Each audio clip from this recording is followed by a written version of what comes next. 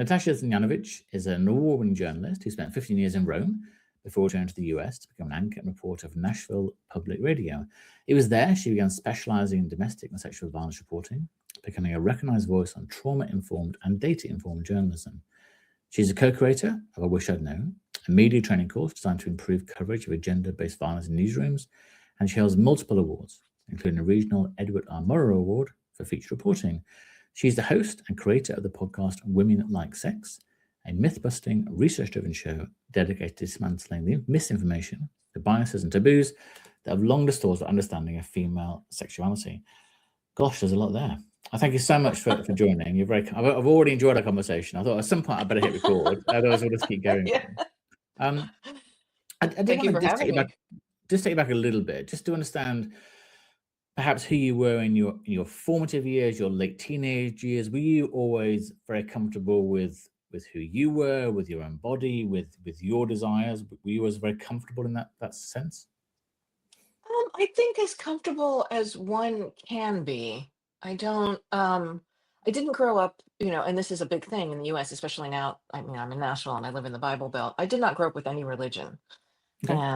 And so I think already my kind of European background, where I think, I mean, I'm speaking very broadly, obviously, but this is from having come from the Balkans, having lived in Italy for 16 years. And people tend to have a lot fewer sexual hangups and body hangups, which doesn't mean it's perfect, which doesn't mean by any means, but because you don't have this omnipresence of the church, and the shame and puritanical, right? This puritanical kind of presence that drives so much here. And so I was comfortable, and I started realizing pretty early on, I was like, oh, straight. I was like, I like boys, when I was in my teens and later men.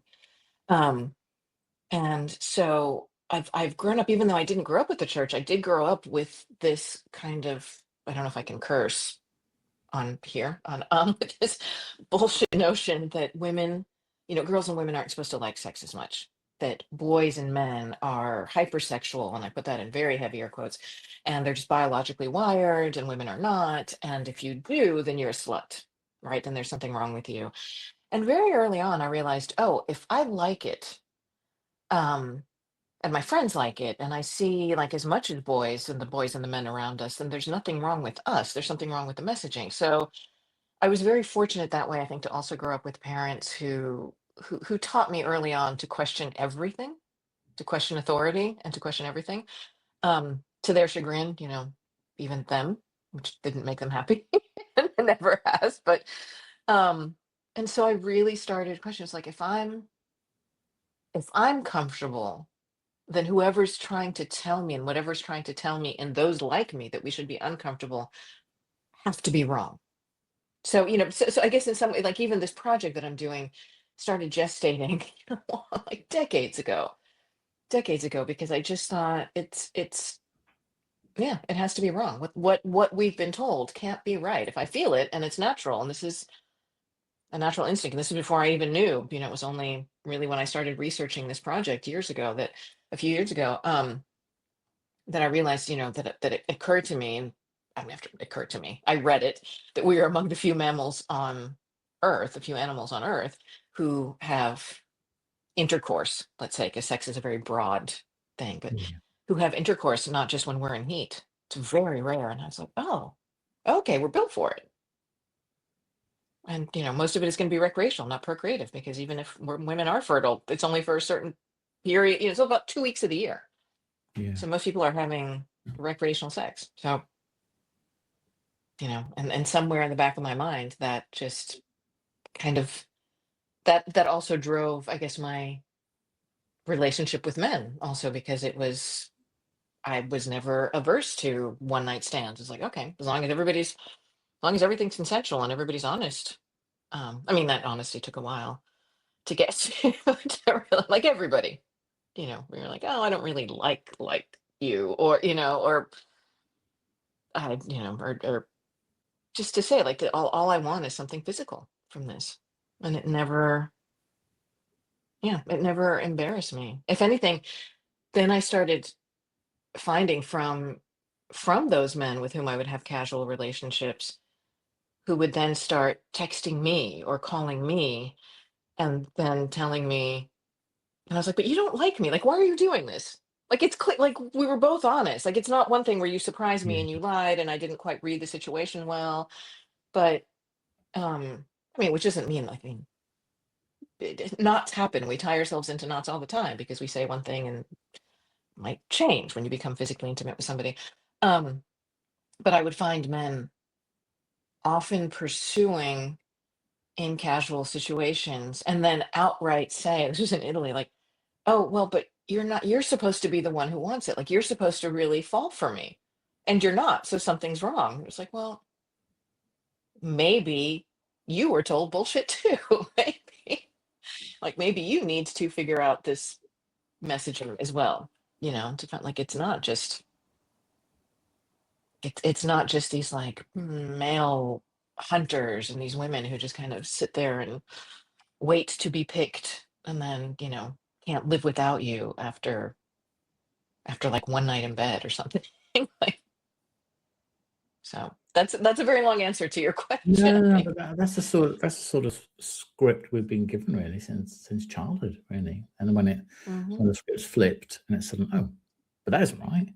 They're supposed to be texting me, and I don't know what was going on really. But just going back to, so when you were in Rome, you spent 15 years covering the film industry. But then when you came back, you pivoted to reporting on something very different, on domestic and sexual violence. Was that something you'd had in mind for a while, or there was a sudden, this is what I should be doing? Why move It from was, the film industry to what you're doing now, or what you did then? well, for one, I was hired to, hold on, I'm going to, okay, I was trying to figure out what was up there. Um, for one thing, I was hired by Nashville Public Radio to be an anchor and also a generalist reporter in, Mhm. what free time I had, because I was in the studio for 6 hours a day. And so I had no thoughts about this, about becoming a gender violence reporter. In as much as I was interested in these, but I also didn't, I don't know that before becoming an anchor, I would have had kind of the psychological, the emotional, the professional fortitude for it.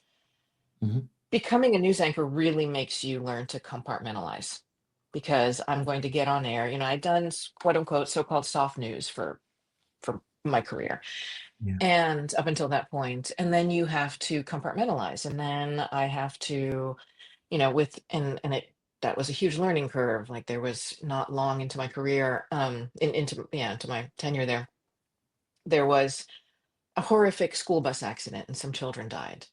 And in order to not get too emotional, to keep my emotions in check, I remember one newscast that after delivering it, somebody wrote into us and said, she sounds like she's speaking about a merger of two companies. And I thought, okay, then I need to figure out, either maybe I'm not cut out for this. Mm. It was a huge chance that they took on me and that I took on myself to do this, having never done live, having not done really hard news, and then much less live news. And I had done radio before, but it was all film related. Um, and really learning how to compartmentalize, Mhm. which helped then at one point. This was a little less than a year, maybe a year after I got there, that there was the retrial, the so-called Vanderbilt rape case, where there were these four football players at Vanderbilt University who raped an unconscious woman that one of them had been seeing. They were first years. And it wasn't until about a month into, and we weren't covering it live. We didn't have anyone in the courtroom, but so we were, like so many NPR stations, we were, because small stations will aggregate news, which just means Yeah. you're taking from other trusted Mhm. sources, right? Um, and uh, and it wasn't about a month into the retrial that I finally heard someone say from one of the other news organizations that they had been together. Excuse me, that they'd been dating or hook again. I don't know, and I don't care about what they had been doing. And I said that, I said, well, we need to do this. And I told my news director, we need to be talking about this all the time. In every story, we need to do this. And he said, oh yeah, we should mention that it's date rape. I was like, well, it started out as a date, but then it ended in gang rape. Like, this is not, and also there's no such thing as date rape. It was like most sexual assault happens by somebody who, is committed by somebody who knows their 90 something percent of it by Yeah. someone who knows their victim, their target. And then my news director at the time was like, well, but how do we know what the relationship was? Like, it doesn't matter. And I remember telling him, and this was kind of a pivotal moment for me. I was like, listen, if I have sex with 50 different men, 50 nights in a row, and it's all consensual, I'm living my best life, if that's what I want to do. If the 51st does something to me after I say don't, or if I'm unconscious, God forbid, it doesn't matter what those other 50 nights. There's, that has nothing to do with it, because we do this all the time in court cases. We look at a victim's past sexual history, and that is so skewed and so biased and so victim blaming, so victim shaming, and it alibis this normalized violence that we have anyway, especially when it's male sexual brutality against women, or adult against child, and I just thought, okay, we can do this right. Like, let's do this better. And then organizations in the city, domestic and sexual violence advocacy and victim service organizations, started noticing. And then they started reaching out to me, say, hey, do you want this story? Do you want a DV, domestic violence? Do you want a DV story about joy? Okay. And then it became a feature that aired nationally too, about an organization that helps women who are coming out of transitional housing after they've gone into a shelter and spend a year in transitional housing. It's an interior designer who will decorate a home for them, but without ever meeting them, because nobody's ever supposed to meet, because these are they have to, the people who work for the interior designer have to be vetted. And when I went and did that story, I had to turn my GPS tracking off, so that nobody could ever potentially know where I had been for that story. So it was really, it was pivotal. It was, it was an unexpected, and it was a hard right, left, up, down, whatever you want to do. It was, I really didn't think I would end up doing that in so many ways. I mean, when I look back, so many things had led me to that, because I'd been talking about this stuff for so long. And, but I don't know that before anchoring, I would have been able to do it. And when I was teaching at Syracuse University, up until about a year or so ago, I mean, so many students would ask me, especially the female students, they're like, how do you do this? Like, I would love to do this, but how do you do it? I'm like, I'm not your age. I'm not 19. I'm not 20. Do not do this if it's going to hurt you.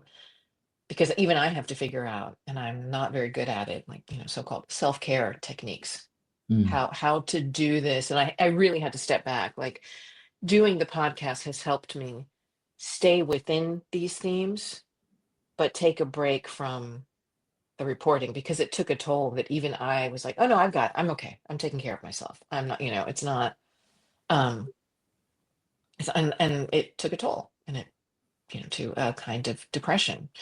But I'm not going to stop doing this. I have to balance it in ways, and my partner is great for that. His fortitude, because I talk about this all the time. DV, and I say domestic violence and sexual assault.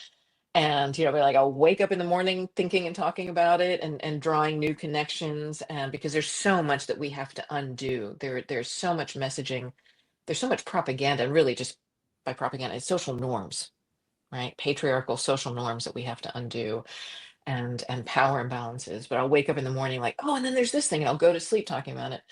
That he'll joke when I talk about it during the day. He's like, oh, should I put my pajamas on? Like, are you going to tuck me in with this? He is, when students would ask me, like, how do you do it? I'm like, find a Ted. His name is Ted. It's like, whoever that is for you, it doesn't have to be your partner. It doesn't have to be like, but find someone who can take this, because not everybody can. And fair point. I know the friends who I can't talk to about this, because it's hard for them. So that's since I can remember watching the news, so I can probably remember like 40 years ago watching the news, and certainly the way sexual violence, assaults, etc. were reported then does seem to be very different from today, but I would still say that I think there's still room for improvement in how things are currently reported. Do you still think there are common mistakes made? Okay, it's not just me. So many. Yeah, no, we have so far to go. We've come a long way. Yeah, We have come a long way.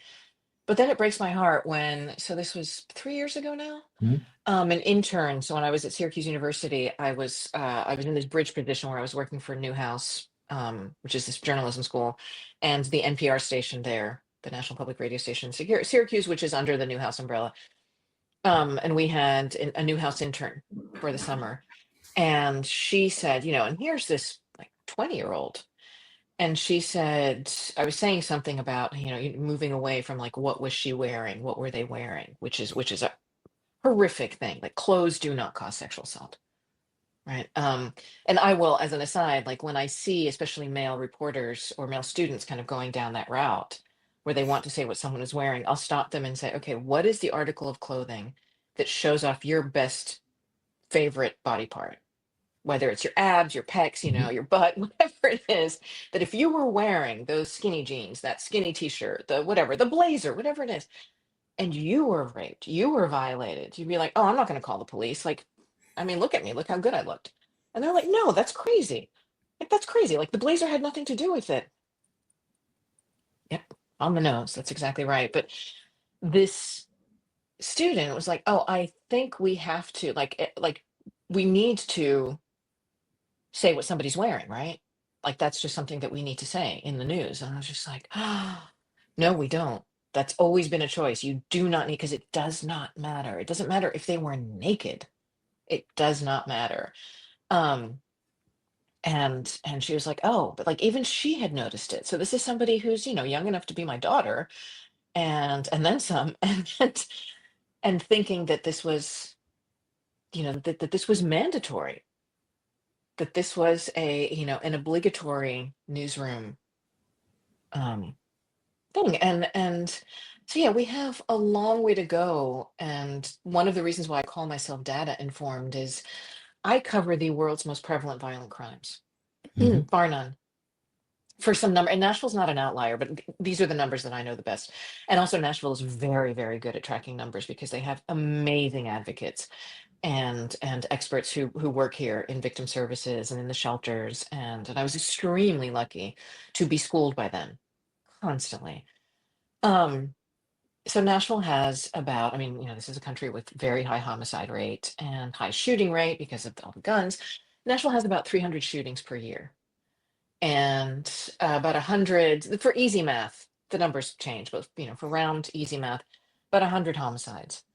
And 10 of those tend to be DV, domestic homicides. And a lot of them are cleared, as the police will say, as just self-defense. So not even all 10 are outright,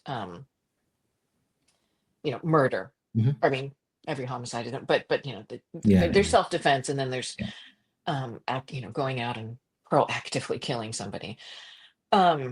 And I will ask even criminal justice reporters on the basis of that to guess how many individual DV investigations that the Metro Police here open every year. And the numbers are usually anywhere from, these are expert reporters who understand a lot of these stats, and will say like, oh, 400, 500, and it's 25 to 30,000.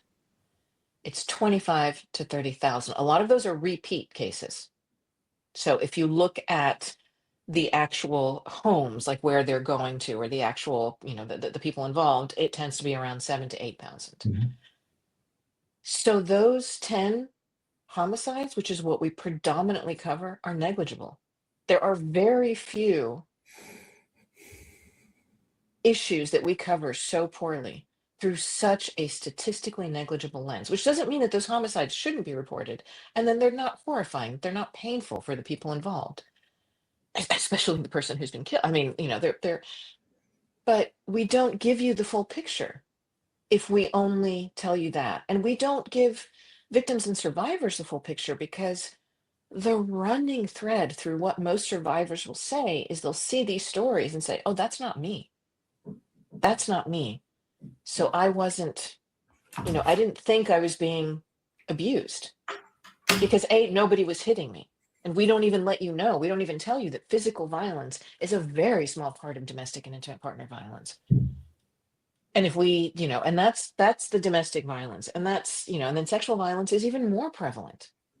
I mean, there's the data is very hard to pinpoint. Sort of the accepted data is that there's a sexual assault happening every minute and a half, like every minute to 2 minutes in the US.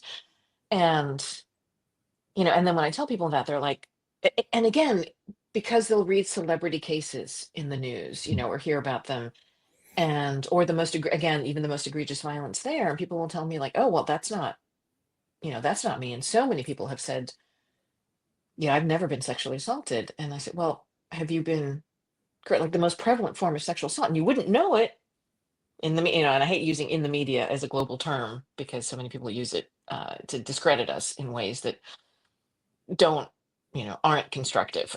But as a member of the media, so I'll just tell people, I'm like, well, how about, if you loved me, you would, you promised, you started, you owe me. That's the most, coercion is the most prevalent form of sexual assault, not holding someone down, not drugging someone out. And people are like, oh, well, that's happened to me all the time. Like, well, that's not okay. That's somebody's violating your body. And they're like, well, but it's like, and even with students, and I've started saying, I was like, okay, imagine the next time you're trying to coerce someone, or the next time someone's trying, like, imagine, or you just imagine when if you're trying to coerce someone, because we're all capable of it. But imagine that they're 10 years old. And then the students would be like, oh, prof, like, that's horrible. That's disgusting. Like, yeah, it is. It's horrifying. Why is it okay at the magical age of 18, 38, 68? There is no age at which somebody's body suddenly can be violated without. It's like what you're looking at is in domestic and sexual violence, what you're looking at most of the time is garden variety bullying.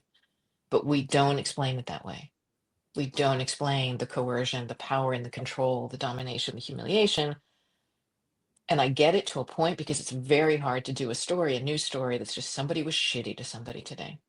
Somebody belittled their partner again today for the 15th year in a row. Somebody infantilized their partner. Somebody controlled. Somebody, is constantly jealous. But that's what domestic violence is. Sexual violence. It's domination, humiliation, control. And we don't do stories about that.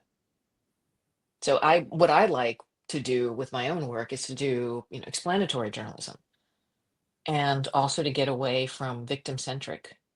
We don't need it for the world's most prevalent violent crimes. The reason you will see so many stories, I mean, you do need a human voice in journalism. I get that. I understand that. But you also, like, to be data informed, if we're talking the most prevalent, right, statistically most prevalent, and this is not just in the US, like I've done some research in the UK as well. UK has very high numbers of domestic violence and very low numbers of domestic homicide. And I used to know, I think it's like 0.1% of the millions of cases. Yeah. I mean, I think obviously the homicides are reported it because we don't have guns or legal guns. Yeah. But when it does happen, it's reported massively. But I know for sexual assaults, for every 100 that are reported, so cases started with the police, one conviction arises. So every 100 people that come forward to say, I've been assaulted, I've been the victim of sexual violence, 1% of those actually results in a conviction. Yeah. Not all of those go to court, and for lots of different reasons. But Yeah. it's still, and sometimes even like when they are, yeah.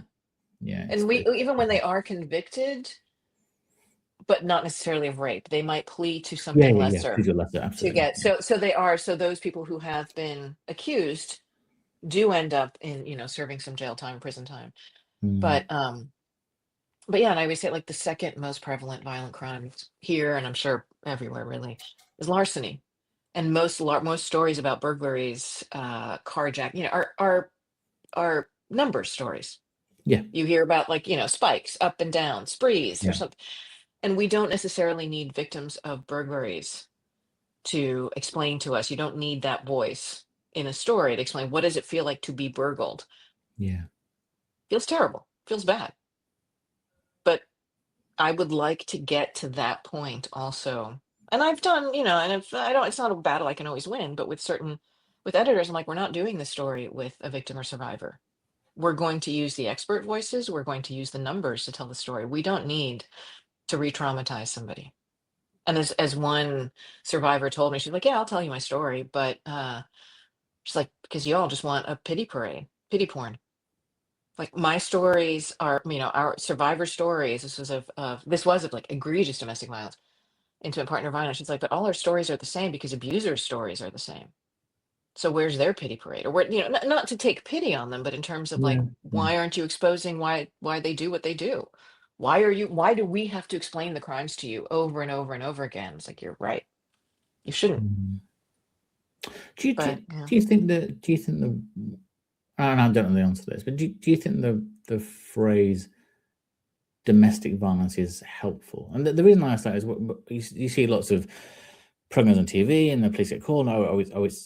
It's a domestic incident. It almost domestic. The very word itself is almost like we domesticate our pets, we have domesticated lives. Domesticated almost feels like it downplays the. I'm not sure what else you call it, but like domestic violence almost sounds like, yeah, but it's not as bad as real violence, which is just inane and ridiculous. Yeah. But I'm just not sure whether the word domestic is helpful. Yeah, I take your point, but I don't know what else to call. I do. I mean, there Yeah. is intimate partner violence. Like that has become Okay. more and more prevalent. IPV, Mm-hmm. Which I think is an important distinction because domestic is also an umbrella. It could be parents towards their children, right? Abusing their children. It could be children abusing parents. It could be roommates. Yeah. It's, depending on where you live and the jurisdiction. So yeah, it's a difficult one. I have fewer problems with it than violence against women and girls. That to me is a scourge because there's no perpetrator, right? It's like we slip on banana peels and are just violenced against. There is no, and a lot of that is intentional. Here, when they introduced the Violence Against Women Act in the 90s, I met one of the drafters of that legislation. She was saying that's really what the all male Senate could handle. They didn't want, they didn't want stronger language. And when I teach people, don't, it's a nothing term. It doesn't offer any accountability, this perpetrator-less term. Like we don't say violence against people who aren't law enforcement. We say police brutality. There's an active perpetrator in that. So if you're talking male brutality against women and girls, or I mean, and boys and men, like say that. Not all violence that is perpetrated, not all sexual and domestic and intimate partner violence that is perpetrated against women and girls comes from men, but the majority of it does. So let's call it male brutality. And I will get pushback in newsrooms and classrooms. They're like, oh, that doesn't make me comfortable. That's not our job. That's supposed to. Like, well, that'll make men angry. I was like, yeah, and it makes the police angry when you say police brutality. Often, not the smart officers, not the good, right? Not the ones who understand. And also, you have higher rates of domestic and sexual violence, perpetration, and predation in within the police force. But yeah, we like that. That to me is I don't have an alternative to domestic violence. No, Right now, that's an easy one. I mean, you do have like the overarching umbrella is domestic violence, but when you look at police reports, it's aggravated assault. It's the actual charges don't always, they won't say like intimate partner aggravated assault, right? They do break those down. So, but yeah, I take your point. I mean, and then terminology is important. We have so much skewed language around all of this, skewed thinking and skewed language. And one thing, again, that I have a loaded language list that I created for and with students that has grown. The snap, the media sat, somebody snapped and killed their family. Somebody snapped and hurt somebody. And especially when you're talking intimate partner, like when you're talking this kind of violence, domestic and intimate partner, there is an almost tedious escalation of abuse. There's a pattern that's always there. The snap makes it sound like somebody lost control when that is the ultimate form of control, is to be physically violent, or to kill somebody. But it kind of alibis them, and it Very makes good. Yeah. them, right? It makes, Mm. and it's not true. Like, it's not, and it's one of the few areas in which we rely so much on this media invention of the snap. When a hurricane happens, we don't say the weather just snapped. We can tell you the pattern. Yeah. When there's an economic crash, we don't say the banks just snapped, right? We have someone who explains to us how we got here. Not always well, not always, and there's a lot of smoke and mirrors there too, but our understanding of this violence, of this type of violence, this type of brutality is so skewed by what we've normalized and what we've abnormalized. Um, and yeah, so to answer your question, like, there's so much farther we need to Mm. go, and get rid of certain modalities of reporting. And even another one that I hate, a monster. So and so was a monster. It's like, you can say that their behavior, we shouldn't even be saying their behavior is monstrous, because it's not on me as a journalist to put my thumb on the scale and to say what isn't monstrous. But I definitely shouldn't say that somebody's a monster, because then that is inadvertently victim blaming. Then it seems like this, and so many survivors will say that. It's like, then I seem like an idiot for not being able to recognize this monster. And it monsters should be easy to recognize, right? Monsters are like, maybe have like a third arm sticking out of their head, or a purple, or have 15 eyes. Like, these are not monsters. These are people that walk against us. These are our friends, relatives, our neighbors, our coworkers, ourselves, maybe, who are doing this, right? And we're constantly saying, no, it's this, it's over there, it's over there, look over there.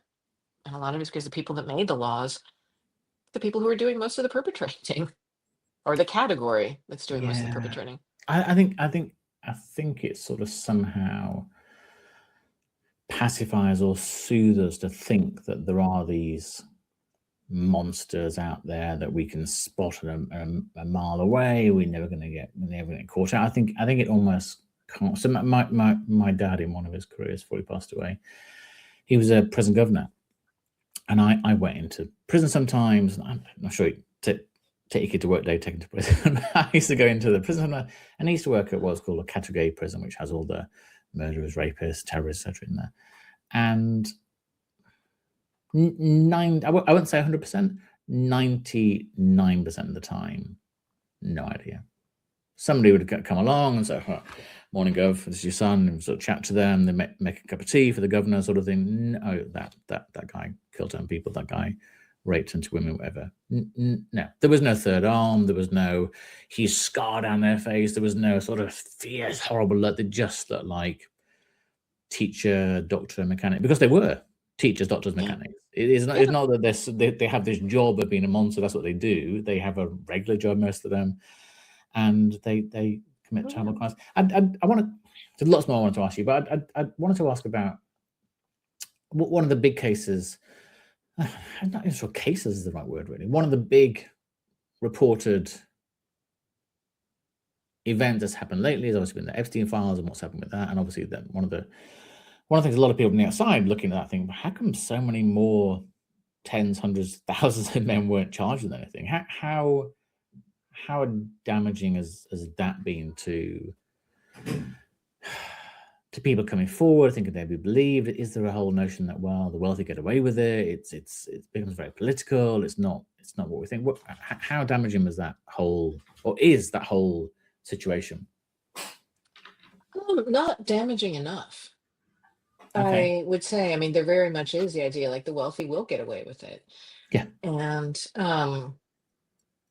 we're still, I know I met one of the survivors of Epstein. Excuse me. And she just posted the other day something along the lines of, I don't need to give you every detail of my rape in order for you to believe me. And and here's this case that everybody knows about. It is irrefutable at this point. I mean, he was convicted in, was it 2010, 2012? Yeah. But still, people were friends with him. Mhm. right? Still the Chomskys and the Woody Allens and the Deepak Chopras and of the world. So, and the members of the British royal Mm. family, And British yeah, British not to mention, politicians, British, ambassadors to the US, some really super senior people that and the monarch formerly known as a prince. You absolutely, know, yes, you're just a symbol now. Yeah, he's just a I, th- I symbol, think I yeah. think we know what a symbol is, but yeah. Yeah, which I mean, the monarchy is a symbol to begin with, um, but yeah, I think, I mean, it's better. And these are tiny, tiny, tiny incremental steps forward compared to how they should be when you think about the open, um, unhidden brutality against half the world. Yeah. Like, so boys and girls are taught from a young age, boys only want one thing. Men only want one thing. All men are pigs. Like, I know wonderful men who have taught their daughters all men are pigs. I'm like, what are you doing? You're teaching your daughter that you're a monster, quote unquote monster, right? You're teaching your daughter that you're one of these people who could easily brutalize her, right? That this is like, you're telling her that these people look like me and your brother and your grandfather. And then when they come forward, they're like, no, no, no, that couldn't have been the case.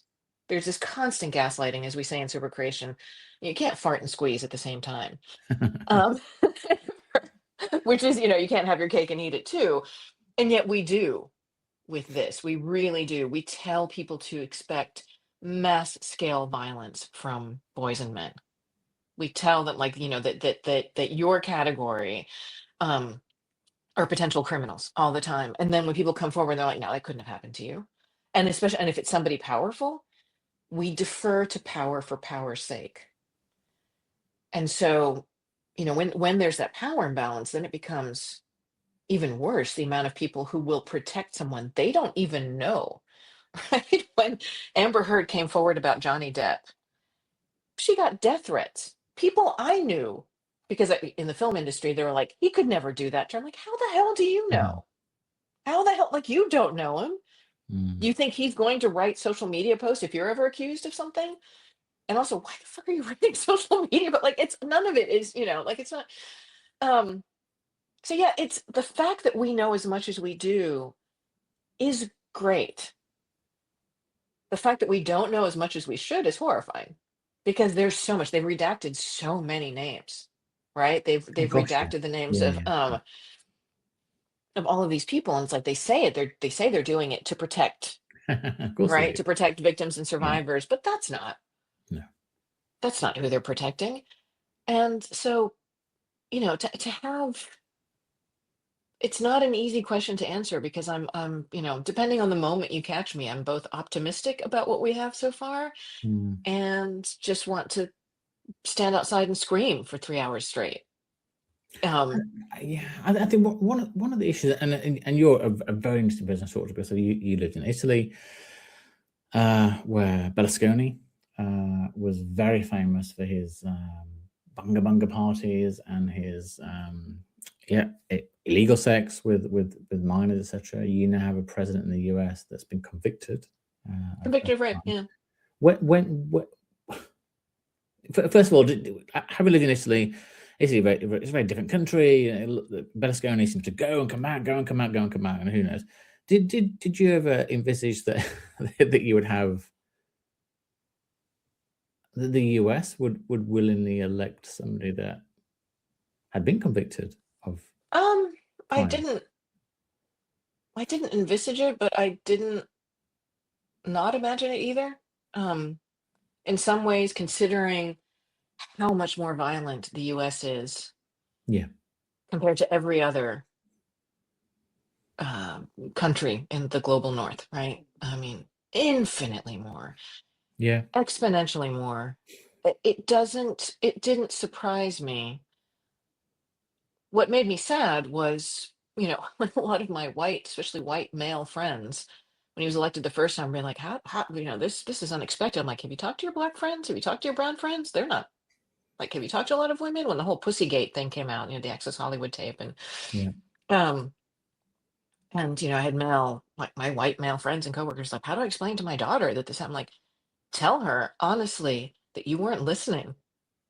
Women have been raging about this, marching about this, voting about this, writing, singing, screaming about this.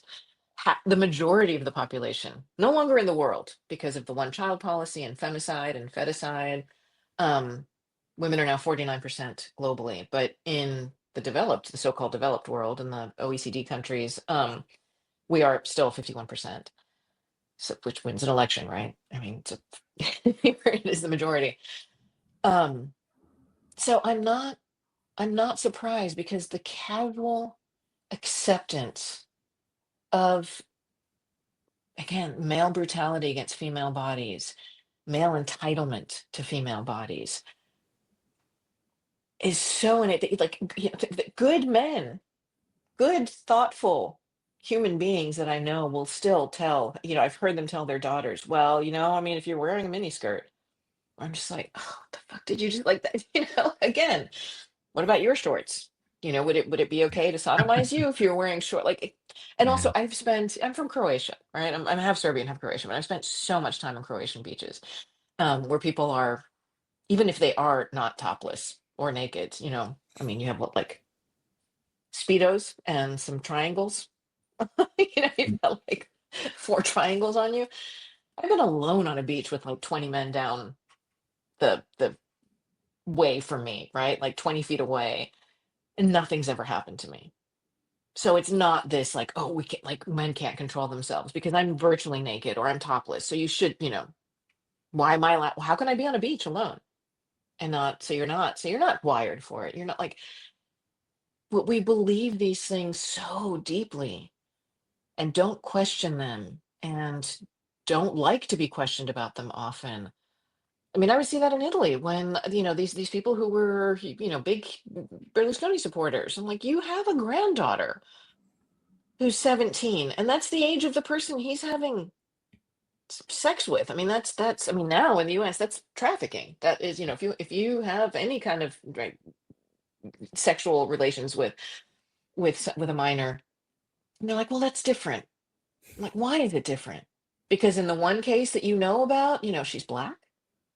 And so, like, that's okay because we hypersexualize, we asexualize often, or undersexualize white women, but we have hypersexualized black women, and that has been very much, I mean, that's colonialism, right? That's Definitely.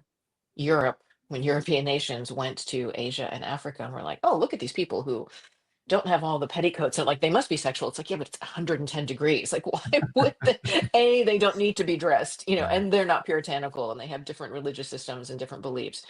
Um, but that was a big thing, that like British colonialists was like, oh, it's unmanned territory, right? When you go into a country that you're going to colonialize, is the word, that's that you're going to suppress, right? That you're going to take, basically.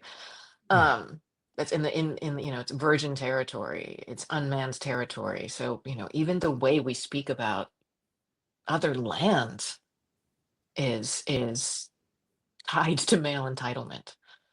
um so yeah, And so I wasn't surprised. In some ways I was surprised it didn't happen earlier in the US, which is so, like, I think it was the Department of Justice or the FBI statistics, or Department of State Department, that I saw, and I haven't been able to find these again, that you are 16 times more likely to be sexually assaulted in the US than in Italy. We have this idea of like Italian men being macho and sleazy, and they're not.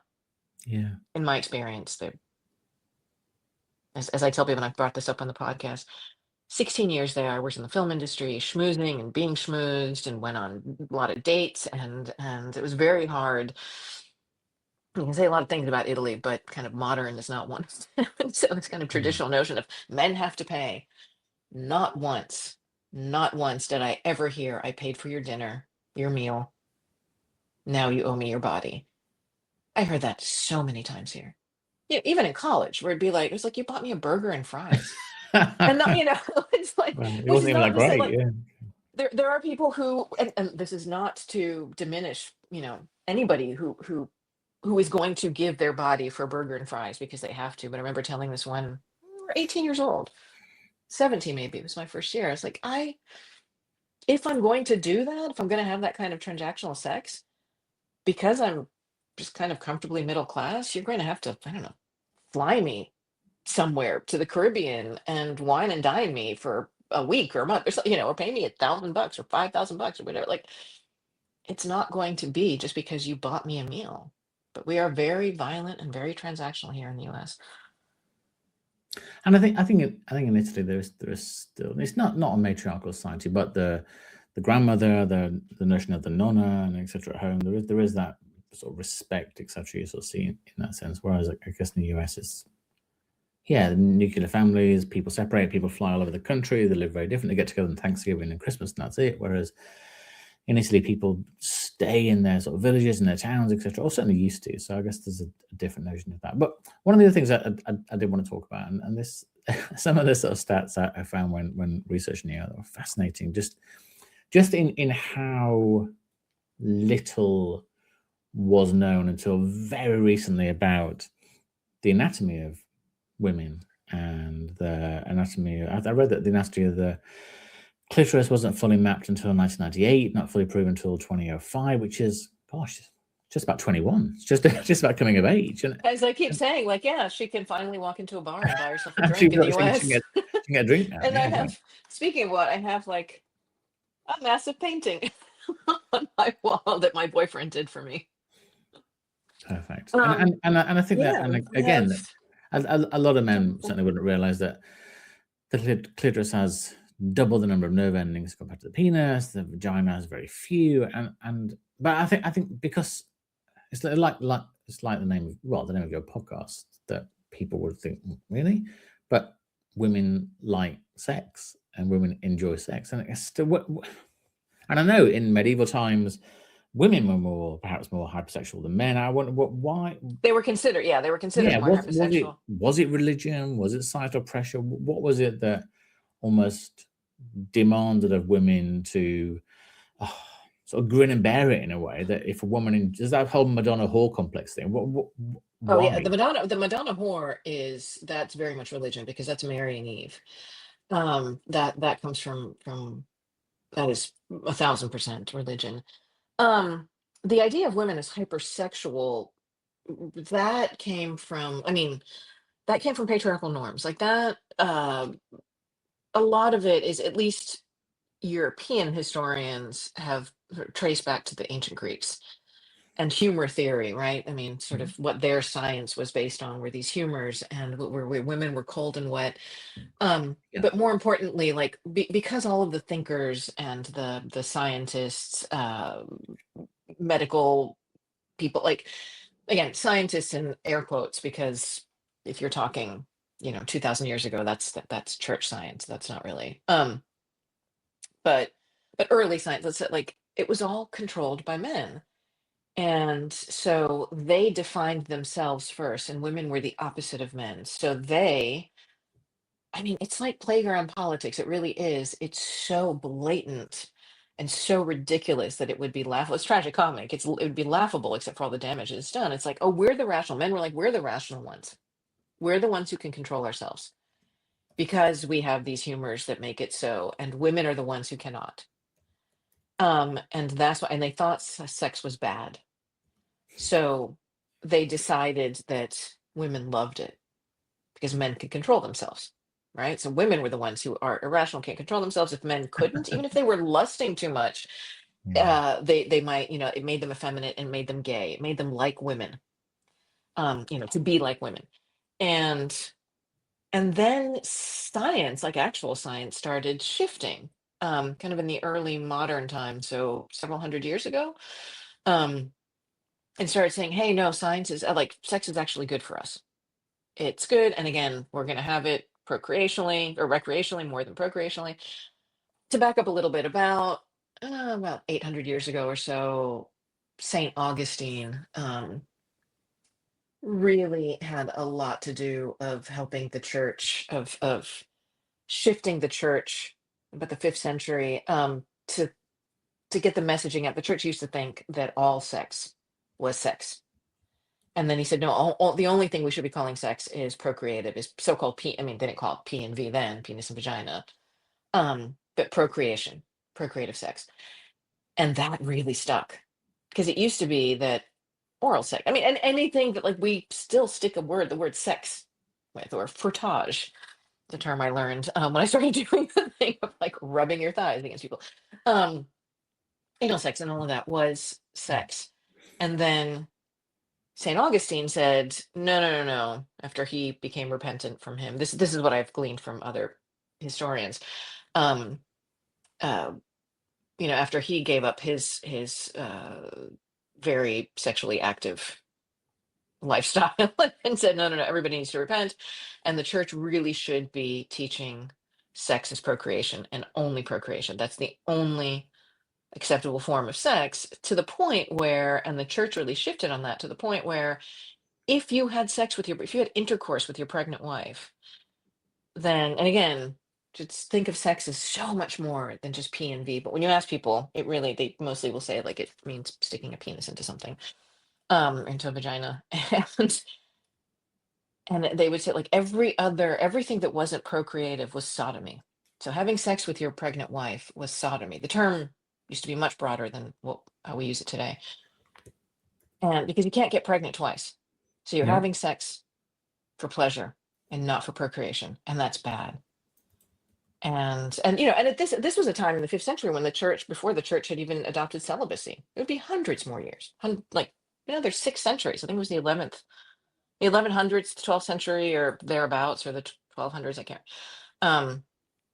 that the church became like fully celibate.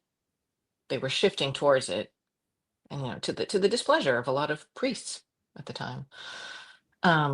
And then, that eventually became the Catholic Church, and it was, but Protestants would take a few more centuries for the Protestants to show up. But so we have these ideas that we base on what we think are biological imperatives, and they're not. They absolutely are not. And one of the reasons why I chose to just call it women like sex, because that in and of itself is still scandalous to people. I didn't want to call it women love sex or women in porn and sexy time, women's sexy time. Just something as nonchalant as women like sex is enough to kind of, as the Italians would say, discombobulate a lot of people. Scombussolare, discombobulate a lot of people. And I always say, so it's a myth busting show, right? The elevator pitch is to dismantle all of the medical, scientific, and social myths that have been passing as facts and have been, I always say, pun intended, dictated by men for millennia. But the overarching goal, like elevator pitch, doors open and close, no raping. As I used to say, like with gallows humor, when I was an anchor with my morning, I was the afternoon anchor and the morning anchor. He would always say like, oh, there was a story about sexual assault, but I left it for you because you're on the no raping beat, right? But if we can understand, and we have to understand and establish and fight for female sexual agency, then we at the same time are dismantling the boys will be boys horror bullshit, right? That we have been, that has been passing as biology for so long. Again, it's this thing of like, all he just couldn't control himself. Well, I guess he could. Again, on the beach he could, then why couldn't he? Yeah. And I have to say, like, another seminal moment for me was in college. And I should find the name of this professor and look her up. Because we were talking, it was a sociology class. It was like gender, was looking at the sociology of gender, something like that. And because it was under the sociology department and not the women's studies department, it was about 50-50 male female. And unlike women's studies, which was fairly new at the time, this is late 80s, early 90s, and there'd be like 1 or 2 men in a women's studies class, and we were talking about sexual assault and rape and the term date rape, and it was important for that term to be introduced, and it was about in the 80s or so, to make people understand it will be somebody that because we have these idea of the stranger in the bushes. And I always say like foliage is not necessary. If you're teaching everybody that all boys and men are pigs, you're teaching them that it's actually going to be in, that the most dangerous place is their own home, somebody else's home.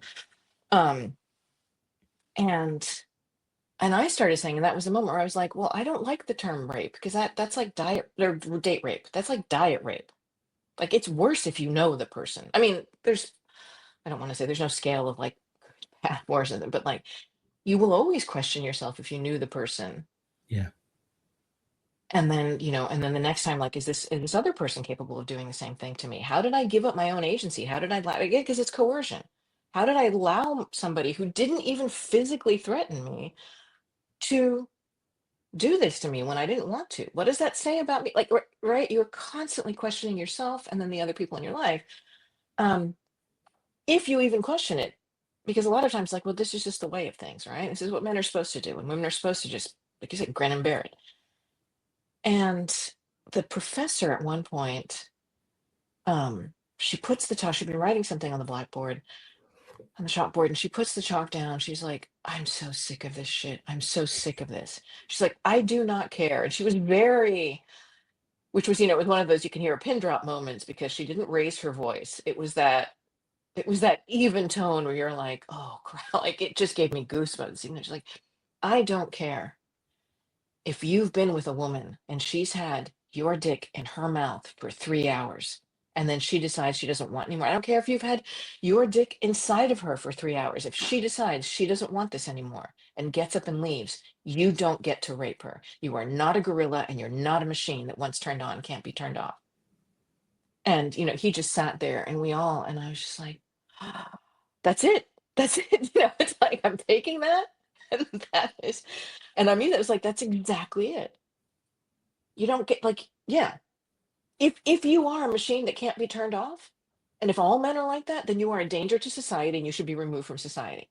If you're all potential criminals and all potential, aggravated assaulters, you shouldn't be out in the world. And of course, that's not true. Right? But if that's what you're saying, like, again, farting and squeezing, you want to say that you're so violent that you can't be controlled. So this just might happen. Sorry. This thing that I wrote that I'm going to record for Women Like Sex is a B-side. I'm going to start these little editorials like BE-side that aren't, interviews with somebody. Mm-hmm. Of what you're really telling is like the fathers who are like, we're so sorry, like whether it's your father, your brother, your grandfather, your teacher, your rabbi, your priest who's telling you, somebody that looks like me might violate you because we were just born predators and you were born to be prey. And that's terrible. And I'm so sorry, honey. Pass the salt. Right? And so, yeah, like this, and I've forgotten your question and how I even got here, but all of this is related. We just have so far to go on all of this, on undoing so much of the damage, because this is hurting everybody. This isn't just hurting women and children who are the predominant victims and survivors of sexual violence. It's hurting men. And also, and to take it back from like violence, this idea that men are hypersexual means that then men in if we're talking hetero relationships who want sex less frequently than their female partners think there's something wrong with them. And women come to expect a certain thing. So I know men who are like, my partner keeps thinking I'm gay, and she's insulting me because I just don't want sex as much as she does. Like, and am I? And is it like? So we have, we have all of these expectations that are ridiculous that only humans could come up with. Something that is so natural, something on which our very survival is predicated, but also our pleasure. And we have all of these ideas and these rules of who gets to experience more pleasure, who doesn't get to experience pleasure, how, and who's entitled to pleasure, and women are not entitled to pleasure so much. And to your point about the clitoris, like that you don't know is not, that you don't even know, that most people don't even know that that's the sexual organ. That the vagina is not, that it has very few nerve endings. It is a reproductive organ. It's part of the whole sex organ complex. Means we have been teaching sex is procreation, not sex is pleasure. And sex is fun to begin with. And then, when I have my little model that I can't find, that I whip out this model to so many people. It's going to be here somewhere. Yeah. Oh no, this is a broken one. In my desk drawer. So I'll walk around. So this it's 3D printed, this got broken, and show this to people, and nobody knows.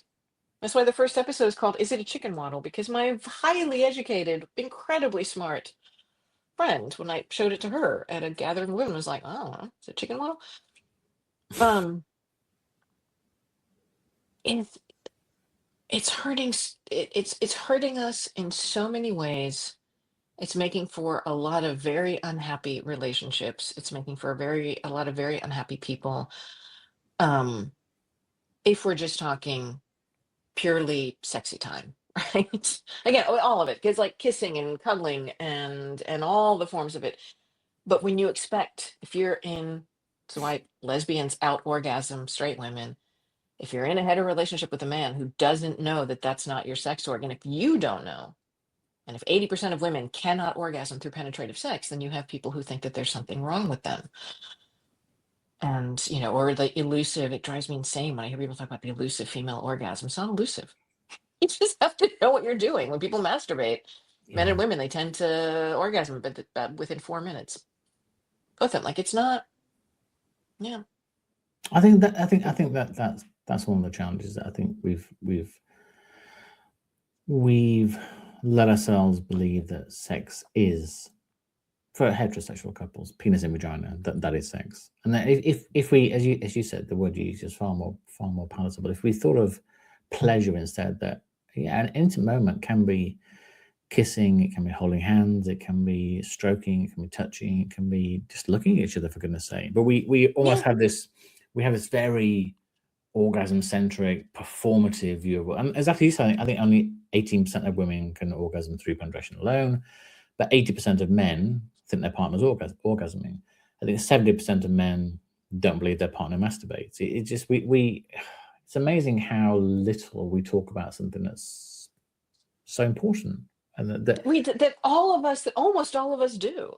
It's amazing how little, like in med school, they will have maybe 10 hours teaching future medical professionals, teaching little baby doctors and nurse practitioners and all that, and nurses, like to know this. It's like, because it doesn't matter what you specialize in. You could be, whether you're a general practitioner, whether you're an endocrinologist, with like all of your patients, are going to be doing this one thing. But especially if you're a GP, right? Especially with the general practitioner, primary care practitioner, depending on, you call it, depending on wherever you are.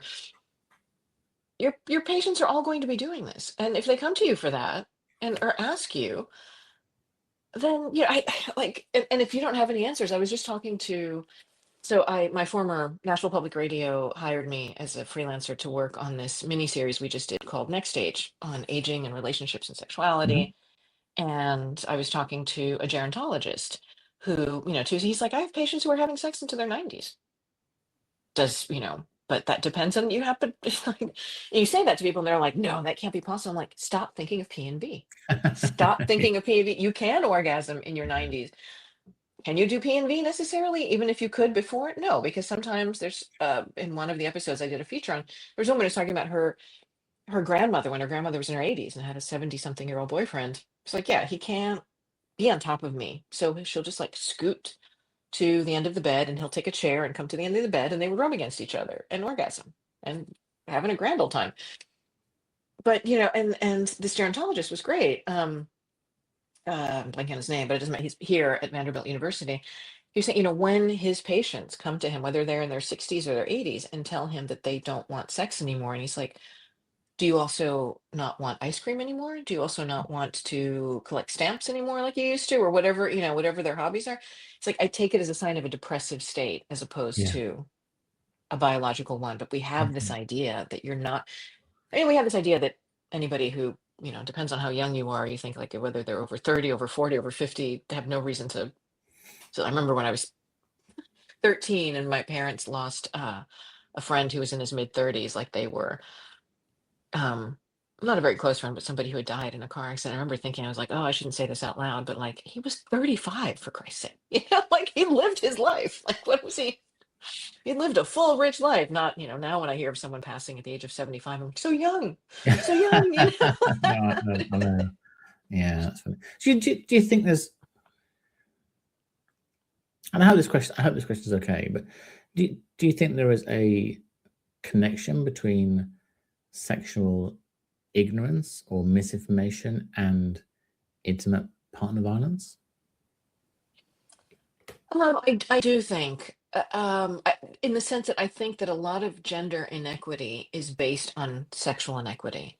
So the Yeah. idea of controlling, being entitled to someone else's body, Yeah. wanting to control it, thinking that it's okay to control it, those are the same mechanisms. Now, so Mm. not all sexual violence is intimate partner violence, No. but almost all intimate partner violence includes sexual violence. Because if you're exerting power and control over someone and telling them how to behave, how to dress, how to eat, how not Mhm. to do any of these things, then sex too, right? Yeah. Then you also feel entitled to that. So I think, it's not that one causes the other, or but they're inextricably tied in many ways that yeah, more so than like a more global domestic violence. Because again, I mean, Mm. if it's against your roommate, if you're Mhm. hitting your roommate, that is domestic violence. It is a kind of entitlement. It is another kind of entitlement to doing something to their body. Um, but yeah, I do think that they're tied, and the fact that we still have so far to go with this kind of entitlement, dismantling this kind of entitlement. As I tell people, like, if as a society, we have one of our signs of failure are consent classes. They're important, but the fact that we need them to me is horrific. Because if you need to tell a 15-year-old, and they're often for like older, like middle school, high school um, kids, and they'll teach kind of bodily autonomy in some Mhm. states, in grammar school and elementary school and stuff. But like college kids, university age, if you need to teach someone consent is horrifying to me, because most kids by the time they're 5 or 6 know not to steal a bicycle. Doesn't matter how much you love riding bikes. You cannot just take somebody's bicycle, right? We are, Yeah. as I keep saying, like, we're very, very good at teaching the boundaries of private property, Yeah. and Yeah. Yeah. That's true. horrifyingly bad at teaching the boundaries of private parts. It Mm. should be the same thing. You should teach a 5-year-old, like, even if you really, really want to kiss somebody, stroke somebody, touch somebody, you can't do it. You need to ask them. And if they say no, in the same way that they say no, you can't have your bike, they can't their bike. Yeah, maybe you don't, it hurts to be rejected. It always hurts to be rejected. I mean, even if somebody's in the middle of having, in the middle, again, like even that, like what is the middle of having Maybe sex? that's what it Because we means. think of The like beginning and end. Yeah. Yeah. the end is male ejaculation, right? The end Yeah. is, we even call foreplay a word I hate. Yes. And like foreplay is usually how women have orgasms. The things that are done in foreplay, but it's kind of an appetizer. It's not real, like the entree, Yeah. right? Is It's is that's the thing. It's a perfect way of putting it. There almost is a sort of menu thing. There was a oh gosh, this is terrible. I don't know why I thought of it, but there was an episode of Friends years ago, and they were talking about this guy getting with this girl, and they were sort of almost going through and first of all you do a one, and then a two, and a two, and a three, and a one, and a three, and a four, and a four, and a four, and it was almost this menu of right. So you kiss, and then you sort of get undressed, and then you get a blowjob, and then this happens, and that happens at intercourse, and the final number 5 or whatever, number 10 is ejaculation. That's it, really. Almost this, you've got to go through the whole menu of options. You can't sort of stop at one. You can't just spend an hour just kissing. Then that's it. That was it. That yeah, was God forbid, I yeah. mean, we sort of gosh, I remember when I sort of first started dating hundreds of years ago. Kissing was just the greatest thing in the world. Whereas as you get older, it almost becomes it's almost a foreplay to foreplay. There's maybe a quick kiss, and then let's get into it. Let's get into the menu options. Yeah. That's well, something you was talking about I think entitlement is a perfect word. So in the UK, and believe it or not, rape within marriage was only made illegal in 1991. So before that, the presumption was Oh, I that within believe it. marriage, The state of Tennessee, 2012. oh my goodness. So yeah, so in the UK, certainly in marriage, that marriage included irrevocable consent to sexual intercourse. That was just that's part of what came with the deal. He got married, and that was it. 2012. 2012, which is, I mean, even the 90s, historically speaking, is Wow. about 3 minutes ago, but Yeah. 2012 was about 30 seconds ago. And yeah, the idea, I mean, and yeah, Wow. to your point, that's a good point, like with in terms of intimate partner violence, because intimate partners are, right, I mean, whether that's a spouse, a boyfriend, Yeah. it could be a girlfriend. I mean, it's not that women don't commit it either. Or it's not that women don't commit it as well. Um, but yeah, this idea that your body just becomes somebody's, like it's a possession, because women Yeah. were legally possessions of men. Like I can't remember in the Chattel UK, is the word, yeah. it's a bit, but it's about the same time. Like in the US, I think, the thing that people throw out often, uh, that you can get a credit card or a bank account in your own name without having your spouse or another female or another male family member sign for you, was in the 70s. I think it was definitely after I was born. I think it was after I moved to this country. Mhm. Um, and I believe the UK and in Europe was about the same time. So you Yeah. have, but even the language that we use, and I've talked about this in the podcast, like I was born a little feminist. Like when I was 7 or 8 years old, and I asked my parents, giving somebody away. Why do you say giving someone away? And they're like, oh, because the father walks the Mm. bride down this. I was like, yeah, but giving her away. It's like, oh, because historically and legally, the father's possession is going over to the husband. And I Well, was just like, oh, historically, you would ask for the father's permission to ask for his daughter's hand in marriage. You ask for the father's permission to do that, really. Which yeah. I is remember yeah dating somebody. I mean, this was in the early. Yeah. UK. Yeah, in the UK, it was, I think, 1975, where women could apply for a mortgage by themselves. Yeah. So it's about the same. Yeah. I think in Assuming the US, before it's that, 76. these Yeah. high-powered women that hopefully had great jobs. Yeah, they just weren't. Yeah, they couldn't possibly cope with paying a mortgage. Just Right, you get like how could your brain handle something like that? How could yeah. if it's like how high powered, not even like how high powered outside of the home, but like within the home, most Oh of the my women goodness. were taking care of the finances because they were the ones doing the shopping and the cooking and understanding, which I keep, which we've gendered, which we love to. In my latest episode, I talk about that a little in the intro, like because it's with a trans man, a trans friend of mine, but this idea of gendering work and like women cooking and cleaning is women's work was like, if I had all the power, I would say it was men's work in a heartbeat. I don't like it. I don't do it. And I haven't, I've not necessarily been the cook and the cleaner in my relationships with my men, or, if we're going to do it like 50-50. Um, But one of the things but we found during lockdown, certainly in the UK, I think, even if the both partners, as is typically the case now, both partners working full time, and women both working full time, 85% of the household duties were performed by women, whether that was educating the kids or doing the household chores or whatever else. It wasn't, even though they're both working, whatever, 40 hours a week, whatever. No, it's still traditionally thought of women. But I think also that there are still words that are used about women that you don't hear about men. So hysterical, bossy, shrill, emotional, hormonal. You never hear those words used about men. And right, men have, again, I think language is so slow to change, which is hard, I think. yeah, well, to your point, like the hormonal and emotional, like when we call women emotional, it makes me, it's like most of the murders are committed by men. Yeah, How is that not a loss yeah, of emotion? How is that not being overly of emotional? course, yeah, If you kill yeah, somebody, right? How is that not hormonal? Because again, a lot of it is, and I say like pun intended, junk science that we have about, what we think testosterone and estrogen do, and absolutely. um that aren't true necessarily. But yeah, this idea like women are hormonal and can't control themselves, and we still have that idea, and then men are the ones doing the murdering, the vast majority of the murdering. It's like, how is that? Because rage is allowed, right? You are Yeah, allowed to be angry as a man. Like that's, and happiness, as somebody was saying recently, like happiness basically about sports. You're yeah. allowed to be joyful and happy about sports, and you're allowed to be angry. And because you're allowed to be angry, that's not even considered an emotion. That's just a state for a man to get into. Like, and if that, Mm. so yeah, so anytime somebody tells you women are emotional, just point to the fact that men can't seem to stop themselves from murdering. So, that's a very heightened emotional state. Is Pretty much. Yeah. murder. The other one I always struggle with is when men are clear about what they want from a situation, they're focused, they're clear of mind, they have a purpose, whereas the women are high maintenance.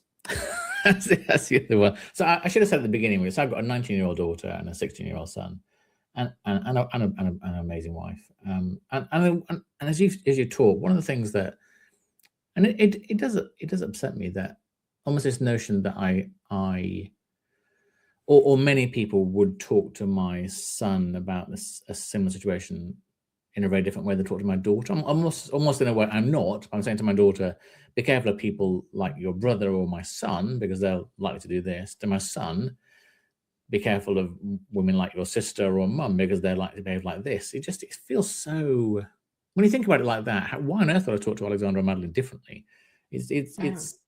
I shouldn't have to, but I think that, yeah, a lot of the media, a lot of what they learn, a lot of what their peer group teaches them, a lot of what social media tells them they should expect, etc., is really difficult. And I think for a 16-year-old male going out into the world, it's hard to know where their role is. For a 19-year-old young woman going out into the world, it's hard to know what their role is. And I think that's become even more confused over the past 20, 30 years, rather than becoming simpler and more straightforward. Is that your experience? I've been thinking about that recently. I don't think so. Okay. Not for women. I think maybe it's become more confused for men. Yeah. But I don't think it has for women. Going out into the world, like, women have always worked. We think of women as stay-at-home wives. This is a very 20th century notion and invention. Nobody had that kind of money unless you were nobility to not work. And that's not just housework, because that was deemed women's work, but that was working in fields, working in factories, working as accountants, working, like, women has always worked. We don't have a lot of records from them because they were Mrs. John Smith, unless they were a widow Yes. Yeah. or single, and then had to pay taxes in their own name. That's what I learned from a medieval historian who specializes in Europe in the Middle Ages. But yeah, so I think it was perhaps more confusing for women before, where it was like, I'm expected to work, but then when I actually do, then I don't get paid. It's I mean, it's not confusing. It's very straightforward when you can't even use your own name at work, right? Or when, like, I mean, my mom would get mail to Mrs. Goran Senjanovic, where it was just like, she didn't exist. So the messaging was confusing for women, but we've always kind of gone through the world understanding how to work around these things, or just having to work around these things, or having to work with these things. I think it's more confusing for men now, because you're like, what do you mean women can work and do whatever they want? What do you mean I can't do this to her? What do you mean I don't get to, like, what do you mean she gets to say no and that's a full sentence? Like, that's a complete sentence. What do you mean? Like, I think it's more confusing for men in the same way that it's more confusing for white people, right? Because the overlap of male supremacy and white supremacy, like in a Venn diagram, sometimes it's almost one circle. Yeah. And you have these white people who are confused, or like, and even like these sort of well-intentioned liberals who will say, well, yeah, but like, it's like, it's time, but they are taking our jobs. I'm like, who said they were ours in the first place? We did. That doesn't count. Yeah. That is playground politics. That is like saying, they keep saying, if you have brown hair and glasses and are wearing a black shirt, you get to do this. Right. And if you're wearing a green shirt, or like a blue shirt with green, I can't tell, like squares on it, like, you get 5 fewer points, or you get 5 more points. It's ridiculously blatant. And I think it's confusing for those who are used to walking through the world unquestioned. And that is a lot of us, right? If you are white, that is definitely, we are. I mean, you and I think, are specimens of the most privileged people on the planet, right? You more so than me. If you're hetero, I mean, I don't know others, but like I'm hetero and, let's say, middle class or above, like, I don't, but we are the most privileged, the most unquestioned animals on the planet. But we're a minority. White people are a minority. Straight people are not, right? Heteros are not, but white people are.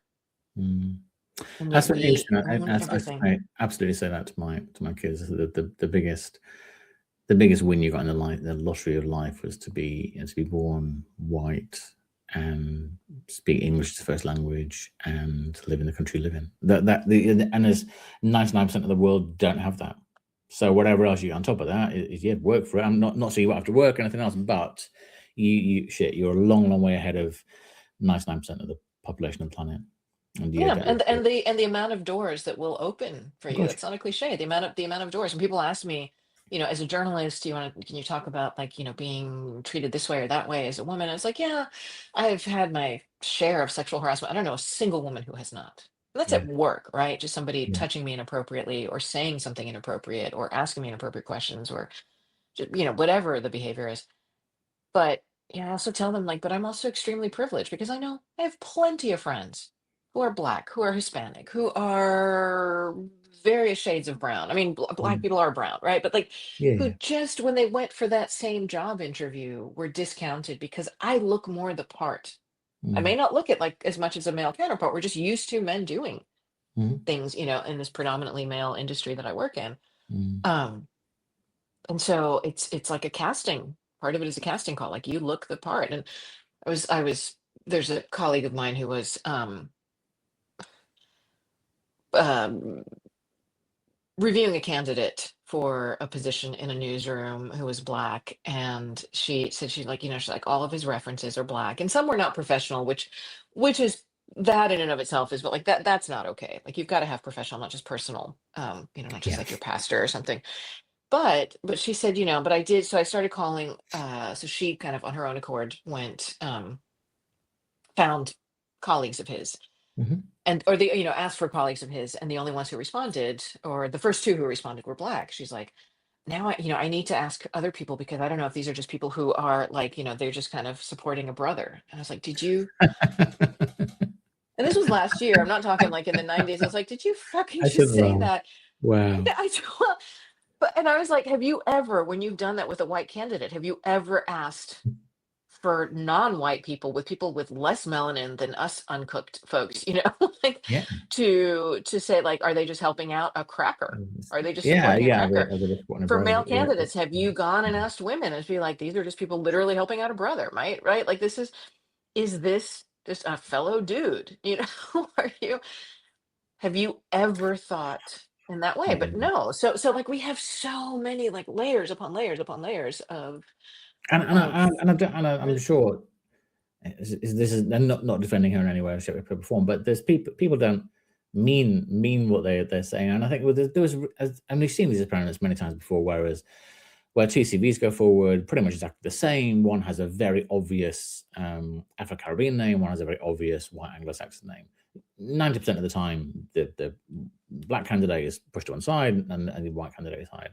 With the names taken off, both go forward, etc. But at some point, you're going to see the fact that that person is Black, person is white, and it's still this.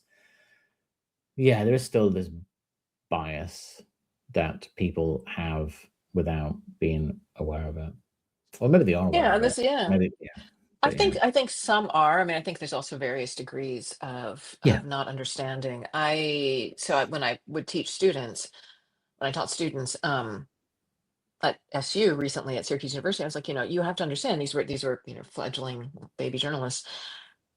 You have to understand that our biggest enemies are not authoritarian governments, are not, I mean, they're big. That's a big enemy, not like corporate takeovers and corporate pressures, which, depending on where you work, like I've never really had to buckle to that. I've not seen that to be, I mean, we're seeing huge, glaring examples of it right now. Yeah. But what we really have, and I would argue, even in these examples that we have, that everyone's focused on the corporate aspect of it. There are our own unconscious biases, Yes. because how you go into an interview with someone and how you ask someone is going to, you think you're being neutral, but you have no idea. Like I had a colleague who was asking me, and this Brazilian woman who was interning for us in this newsroom, asking one time, like, okay, so you immigrated, your family, talking to me and talking to her, like, I came with my parents as a kid. She came to study journalism, and was saying, well, what about the rest of your family? They didn't come. I was like, no, nobody else. I mean, there are some Senjanovics that we found in Hmm. Canada or whatever, but in my immediate family, at least at the time, it wasn't true. Now I have a cousin in Canada, like somebody I actually know, but younger than me. But and he just kept pushing, and he was saying, and I was like, oh, okay, I get the question. Like after the third or fourth time, where you just went, I was like, you think we come from shithole countries that everybody wants to leave, Yeah. and so you cannot understand why somebody would stay in Brazil, in Croatia, in or the Yugoslavia at the time. Um, where, and very shortly after, we had these pledge drives for National Public Radio, because the public really stands for, like, the money, the vast Mhm. majority of the money comes from the public, not from public funds, not from the state, right? Not in that sense. Um, and and uh, and I was telling people, it's like, we keep having these trip giveaways where, enter your name in a raffle and we'll give you a trip to here, and one was to Budapest and one was to Disneyland and then another to the Caribbean. I was like, you need to offer a trip to Croatia. And they were like, well, but and they just kept pushing back. And I was like, what? Like, why do you not, forgetting just how much people don't know what it is, and how ignorant Americans can be sometimes about other parts of the country. And somebody, kind of the head of the organization at one point, not the newsroom, was like, that's a third world country and there was a war. It's like, there was a war 30 years ago, and then I just grabbed some random photos of the beaches and islands and sent them around to everybody, and they were like, "Holy shit, this is beautiful." I was like, "It is." I was like, "Yes, I know I'm biased. I'm very biased, but it is by No, far if the you, most yeah. beautiful sea. Like, even like Greece is great, but Mm, on the White Islands, it's beautiful. On the mhm. other islands, they've destroyed their islands because they Yeah. built a lot of modern stuff. Whereas you have these 1,000-year-old stone homes with terracotta roofs. It's like, Mm, forget like the Côte d'Azur, forget France. Like, I mean, if you've got godzillions of dollars, euros, pounds, yeah, fine, go there and be with the swanky people. But, and I would tell them, they were like, oh my God, this is beautiful. This is so beautiful. I was like, yeah. I'm like, and you, and somebody asked me, like, and you do have electricity there. wow. And Have you this got was in running water? Yeah. 2018. Yeah. It's almost like the sort of humor of the first prize is 1 week in Croatia, second prize is 2 weeks. It's like yes, you just you've been so generous with your time. I don't want to keep you forever, but I did have one last question, if that's okay. And Hmm. so you've done and are doing so many things. The Women Like Sex podcast is really gaining momentum. What are your thoughts, and what does the future look like for you? I will continue doing gender violence reporting. I would love to Mhm. do more of it. I mean, as hard as it is to do on a continuous basis, I would love to be, I would love to, for there to be a gender violence beat. I would love to be a gender violence reporter. As I often say, like, if newsrooms actually proportionally covered crime, like that would be, you would Yeah, almost have nothing but gender violence reporters. yeah. Um, I'm also, this last experience back at Nashville Public Radio on this mini series has me really wanting to become a sex health educator. Okay. Decided, so not just to, for good and bad reasons. I mean, I'm doing so much of this already. I would like to Yeah. be not just someone who funnels expert voices, but to be more of one myself. Mhm. But there was a moment when, for a feature that I did for them, they, long story short, basically they said, we want you to cut the word orgasm, and can you call it the big O? Because that's what somebody on the live show called it when she's talking, for herself. This was just somebody who came in off the street. It's Yeah, like, yeah. and I said, no, I can't. Like, well, but you're tongue in cheek in the other part, in this other part of the story. It's like, yeah, that's fine, but that's a more tongue in cheek, like that's more fitting here. No, because I was trying to say that, the vast majority of women can't orgasm through penetrative sex, um, alone, and or just through penetrative sex. And and they said, but why not? I said, well, I cut my teeth as a gender violence reporter here. And so I've done, if you put all of the, like, 30-second to 2-minute to 5-minute to this stories, to my Pulitzer Center thing that they were my media partner on, Pulitzer Center series that I did during the pandemic, like, there's hours, 5 minutes at a time. Not once have you asked me to call rape the big R. So what you're telling me is that this organization is more comfortable with sexual brutality against women than the sexual pleasure of women. And you're like, no, no, no, no. And I was like, oh, and then the host of the show was like, oh, wait, no, we even use the word rape in headlines. It's like, yeah, you are. And to his credit, he didn't name me, but he was like, in the last episode of this, the live show, it's a daily show. So it's not the newsroom, it's a magazine show, um, but it came from management. The decision came from management, and he said, it's been pointed out to me that we are more comfortable with sexual assault than we are with sexual pleasure. And that kind of had my that it just had me thinking, like, I Yeah. want to be able to do this in a way where it's not just, so, like, I want to get out there more and on Mhm. platforms where I'm not just talking about, my podcast, where I'm not just talking about, where I could be on for news organizations, where I could be a source, where I could go to schools, where I could go Mhm. teach somebody and not just say, well, like, this is what people tell me, but to be a certified sex health educator to say, like, I'm telling you. And I feel like you need a certain um, sense of humor that I Mhm. find in people who do this, a certain lack of shame and embarrassment. Yeah. And I've already got those. And I've got this show. I Yeah. mean, that's, like, um, to be able to help more people, to be able to reach more people and to undo the damage and coming at it, I think from a like also having the journalistic background helps me, I think, be more skeptical of certain things, know how to ask certain questions, know how to cut through certain, obfuscation, like just um yeah, and just help. It's not gonna happen in my lifetime, but help right the wrong messaging and find funny, pithy, quick ways to do that. And I tell people we're talking about something you said before made me think of I forget which episode this is, but it's one that's called "Women Are Not Sexually Dysfunctional" with a senior researcher from the Kinsey Institute, which is this Mhm. preeminent Yeah. right sexology institute here in the U.S. And I was having a conversation shortly before interviewing her with these two friends, this hetero couple, and they were talking about like, well, women can't, women don't orgasm because maybe it's because of all the sexual assault they've experienced. It's like you're still blaming women. You're Mhm. still blaming. It's like if you don't know about the clitoris, like forget all of that. Like that's a secondary issue. And there is that. There are people who don't want to have any kind of sexual or intimate relationship Yeah. because they've gone through something traumatic. But if that were the case, almost hardly any woman would ever have any kind of sexual experience again, because I just always tell people assume that every woman you know has been sexually harassed and possibly worse. Um, and I was tipsy at the time we were talking, and I was like, no, okay, so here's the thing, like, imagine that for millennia, men had been told that, this was compounded, like the Greeks started this, and then as I always say, fucking Freud really compounded this idea of like the immature female orgasm. Mhm. Clitoral orgasms were immature and vaginal were mature. And vaginal is not a thing.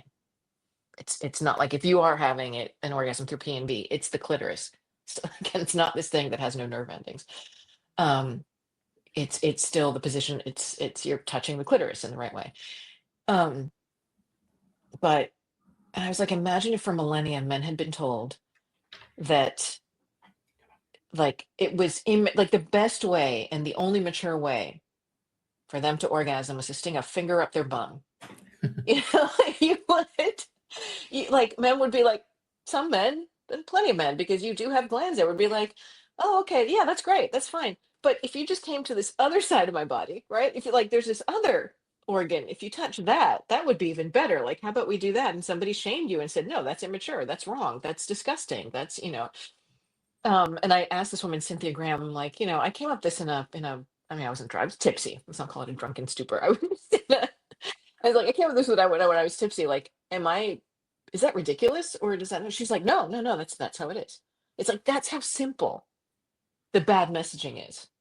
That is how simple, right? And men would feel damaged. You would have, if we said women orgasm the way that they actually do, and if that was the messaging and told men, no, no, no, you can only do it in this one way that brings me pleasure.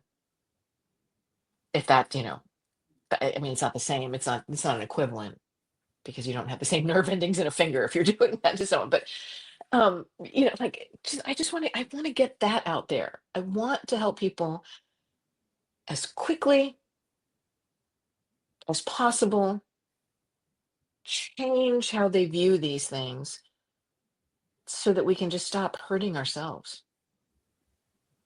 So that we can just stop so that women and children in particular Mm. stop getting hurt as much as they do. But everybody, really.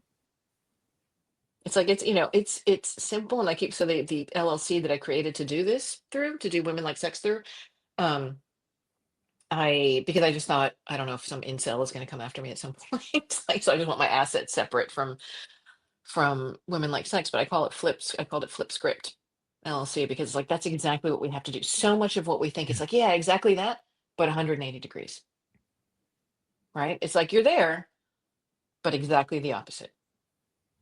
And that's hard, getting anyone to shift their view on anything in life, to even just, move like 1 degree or expand 1 degree, is very, very hard. But not going down without a fight.